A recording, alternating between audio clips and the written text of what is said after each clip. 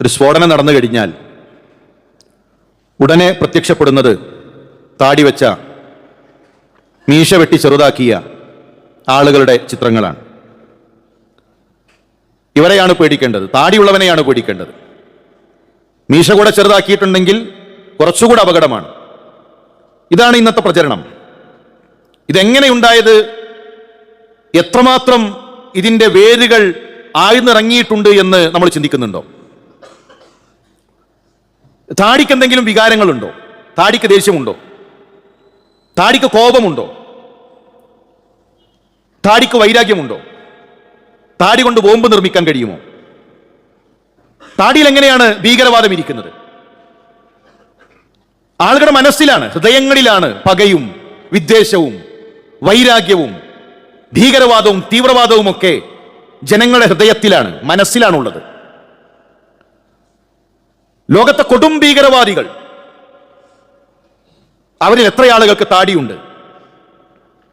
ഒരു ദിവസത്തിൽ 56,545 ആളുകളെ കൊലപ്പെടുത്തിയ ഹിറ്റ്ലർ ക്ലീൻ ഷേവാണ്, മുഖത്ത് താടിയില്ല. 48 ട്രെയിനുകളിൽ 4,37,000-ഓളം വരുന്ന യഹൂദികളെ കൊലപ്പെടുത്തിയ ഹിറ്റ്ലർ മുഖത്ത് താടിയില്ല. മുസോളിനി മുഖത്ത് താടിയില്ല. ഭീകരവാദമെന്ന് കേൾക്കുമ്പോൾ ഹിറ്റ്ലറോ മുസോളിനിയോ ഇതൊന്നും ഒരു മുസ്ലിമായ മനുഷ്യന്റെ മുഖത്തേക്ക് പോലും അവരുടെ ചിത്രങ്ങൾ വരുന്നില്ല. നമ്മുടെ മനസ്സിലേക്ക് പോലും വരുന്നത് നീട്ടിയ താടിയുള്ള, മീശ വെട്ടി ചെറുതാക്കിയ, തലയിലൊരു തൊപ്പിയുള്ള, ഒരു തലപ്പാവുള്ള രൂപമാണെങ്കിൽ ഇസ്ലാമോഫോബിയ എന്റെയും നിങ്ങളുടെയും മനസ്സിലേക്ക് പോലും മീഡിയകൾ കൊണ്ടുവന്നിട്ടിട്ടുണ്ട് എന്നത് നാം മനസ്സിലാക്കേണ്ടതുണ്ട്. താടിയും തലപ്പാവും ഇല്ലെങ്കിൽ ഭീകരവാദി മാനസിക രോഗിയാകും. താടിയുണ്ടെങ്കിൽ ആ വഴിയിലൂടെ പോയവൻ പോലും ഭീകരവാദിയാകും. താടിയില്ല എങ്കിൽ ബോംബ് പടക്കമാകും. അതാണ് പുതിയ കാലഘട്ടത്തിലെ അവസ്ഥ. മറ്റൊരു വാദം എന്നുള്ളത് ഇസ്ലാം പ്രശ്നമല്ല, മുസ്ലിമീങ്ങൾ പ്രശ്നക്കാരല്ല. പക്ഷെ മുസ്ലിമീങ്ങളിൽ താടിയുള്ളവർ പ്രശ്നക്കാരാണ്. മുസ്ലിമീങ്ങളിൽ മീശ വെട്ടി ചെറുതാക്കിയവർ, അവർ പ്രശ്നക്കാരാണ്.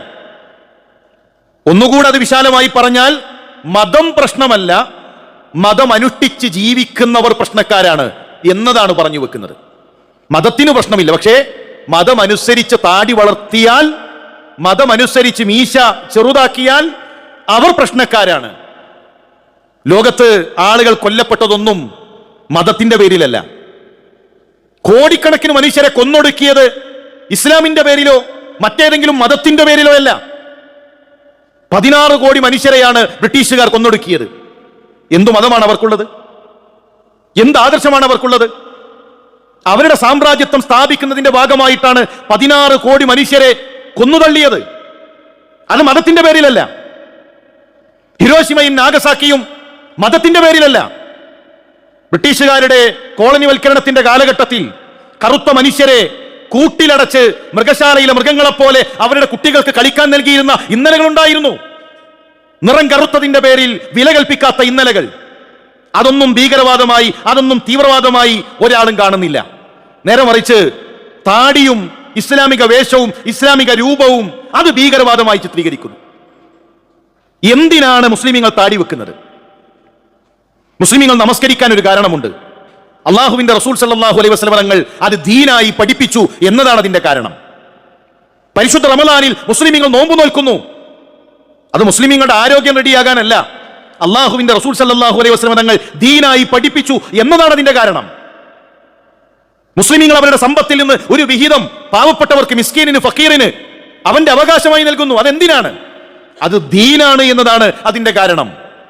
അതേ കാരണമാണ് മുസ്ലിമിന്റെ താടി, അതേ കാരണമാണ് മുസ്ലിമിന്റെ മീശ അവൻ വെട്ടിച്ചെറുതാക്കുന്നത്. പ്രവാചകൻ സല്ലല്ലാഹു അലൈഹി വസല്ലം തങ്ങൾ ആ വിഷയത്തിൽ പറഞ്ഞതെല്ലാം കൽപ്പനകളാണ്. വഫിറുൽ ലിഹ വഅർഖുൽ ലിഹ വഅഫുൽ ലിഹ വഅഫുൽ ലിഹ. താടിയുടെ വിഷയത്തിൽ വന്നത് മുഴുവൻ അള്ളാഹുവിന്റെ റസൂൽ സല്ലല്ലാഹു അലൈഹി വസല്ലം തങ്ങളുടെ കൽപ്പനകളാണ്. താടിയെ നിങ്ങൾ സമൃദ്ധമാക്കണം, താടിയെ നിങ്ങൾ നീട്ടണം, താടിയെ നിങ്ങൾ വെറുതെ വിടണം. താടി നീട്ടി വളർത്താൻ താടി സമൃദ്ധമാക്കാൻ. ഇത് മനസ്സിലാക്കിയ ഒരു സഹാബിയും താടിയെടുത്തവരില്ല. താടി വരാത്തവരുണ്ടായിരിക്കും. താടി വടിച്ച, താടി ഒഴിവാക്കിയ ഒരു സഹാബിയും ഇല്ല. എന്തുകൊണ്ട്? അവർ ദീനായി കണ്ടു. അത് താബികളിലില്ല. എന്തുകൊണ്ട്? അത് ദീനായി കണ്ടു. അവർക്ക് സൗന്ദര്യത്തിന് കുറവുണ്ടായിരുന്നു. മഹാനായ റസൂലുള്ളാഹി സ്വല്ലല്ലാഹു അലൈഹി വസല്ലം തങ്ങൾ, അള്ളാഹുവിന്റെ റസൂലിന്റെ സഹാബാക്കൾ, അവർക്ക് സൗന്ദര്യത്തിന് താടി വെച്ചതിന്റെ പേരിൽ വല്ല കുറവുണ്ടായിരുന്നോ? പൂർണ്ണ ചന്ദ്രനേക്കാൾ സൗന്ദര്യമായിരുന്നു അള്ളാഹുവിന്റെ റസൂൽ സ്വല്ലല്ലാഹു അലൈഹി വസല്ലം തങ്ങൾക്ക്. സ്വഹാബത്ത് പറയുന്നുണ്ട്, കാന റസൂലുള്ളാഹി സ്വല്ലല്ലാഹു അലൈഹി വസല്ലം കസീറ ശഅരിൽ ലിഹ്യ. ആ റസൂലുള്ളാഹിയുടെ മുഖത്ത് സമൃദ്ധമായ താടി ഉണ്ടായിരുന്നു. ഞാൻ പറഞ്ഞു വരുന്നത്, ഇത് പ്രവാചകൻ സല്ലല്ലാഹു അലൈഹി വസല്ലം തങ്ങൾ പഠിപ്പിച്ച ദീനാണ് എന്നതുകൊണ്ടാണ് മുസ്ലിമീങ്ങൾ അത് ചെയ്യുന്നത്. നമുക്ക് പോലും താടി ഒരു തെറ്റായി തോന്നുന്നുവെങ്കിൽ പ്രിയമുള്ളവരെ, മീഡിയ നമ്മളെയും സ്വാധീനിച്ചിട്ടുണ്ട്. നമുക്ക് പോലും താടി പേടിപ്പെടുത്തുന്നുവെങ്കിൽ എത്രമാത്രം നമ്മുടെ മനസ്സിലേക്ക് പോലും അത് ആഴ്ന്നിറങ്ങിയിട്ടുണ്ട് എന്ന് നാം ചിന്തിക്കണം. ഒരു സാഹിത്യകാരൻ താടി വെച്ചാൽ അത് സാഹിത്യത്തിന്റെ താടിയാകുന്നു. സിഖുകാരൻ താടി വെച്ച് കഴിഞ്ഞാൽ അത് അവന്റെ മതപരമായ താടിയായി കാണുന്നു. പാട്ടുകാരൻ താടി വെച്ച് കഴിഞ്ഞാൽ അത് കലാകാരന്റെ താടിയാകുന്നു. എഴുത്തുകാരൻ താടി വെച്ച് കഴിഞ്ഞാൽ അത് ചിന്തയുടെ, ആലോചനയുടെ ആ താടിയായി മാറുന്നു. മുസ്ലിമിന്റെ താടി മാത്രം എങ്ങനെയാണ് ഭീകരവാദമാകുന്നത്? മുസ്ലിമിന്റെ താടി മാത്രം എങ്ങനെയാണ് തീവ്രവാദമാകുന്നത്? അവിടെ നമ്മൾ തിരിച്ചറിയേണ്ടത് ഇതൊരു അജണ്ടയുടെ ഭാഗമാണ്. അതുകൊണ്ട് ഇനി ഞങ്ങളൊക്കെ താടി ഒഴിവാക്കണി എന്നതല്ല.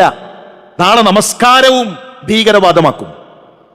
നാളെ അള്ളാഹുവിന്റെ മുന്നിൽ സുജൂദ് ചെയ്യുന്ന ഒരു മനുഷ്യനെ അവനാണ് പൊട്ടിത്തെറിക്കാനുള്ളവൻ എന്ന് പറഞ്ഞു കഴിഞ്ഞാൽ നമസ്കാരം നമ്മൾ ഉപേക്ഷിക്കുമോ? ഹജ്ജിനെ ആ രൂപത്തിൽ ചിത്രീകരിച്ചു കഴിഞ്ഞാൽ ഹജ്ജ് നമ്മൾ ഉപേക്ഷിക്കുമോ? ഇത് ഇസ്ലാമിന്റെ ആസാറാണ്, ഇസ്ലാമിന്റെ അടയാളമാണ്. അത് അഭിമാനത്തോടുകൂടെ ഏത് പരീക്ഷണങ്ങൾ വരുമ്പോഴും ആക്ഷേപങ്ങൾ വരുമ്പോഴും അത് നമ്മുടെ ജീവിതത്തിലേക്ക് കൊണ്ടുവരാൻ നമുക്ക് സാധിക്കേണ്ടതുണ്ട്. അതിന്റെ പേരിലുള്ള ആക്ഷേപത്തിന്, അതിന്റെ പേരിലുള്ള പരിഹാസത്തിന്, അതിന്റെ കമന്റിനു താഴെയുള്ള തെറിവിളികൾക്ക്, പരിഹാസങ്ങൾക്ക്, അങ്ങാടിയിലൂടെ നടന്നു പോകുമ്പോഴുള്ള മോശത്തരത്തിലുള്ള കമന്റുകൾക്കും അവരുടെ ഇകഴ്ത്തലുകൾക്കും ഒരു മുസ്ലിമിനെ സംബന്ധിച്ചിടത്തോളം അവൻ ക്ഷമിച്ചാൽ പുണ്യമുണ്ട് എന്ന് വിശ്വസിക്കുന്നവരാണ് നമ്മൾ. അതുകൊണ്ട് തന്നെ ഇത്തരത്തിലുള്ള വിഷയങ്ങളിൽ കൃത്യമായ നിലപാട് നമ്മൾ എടുക്കണം.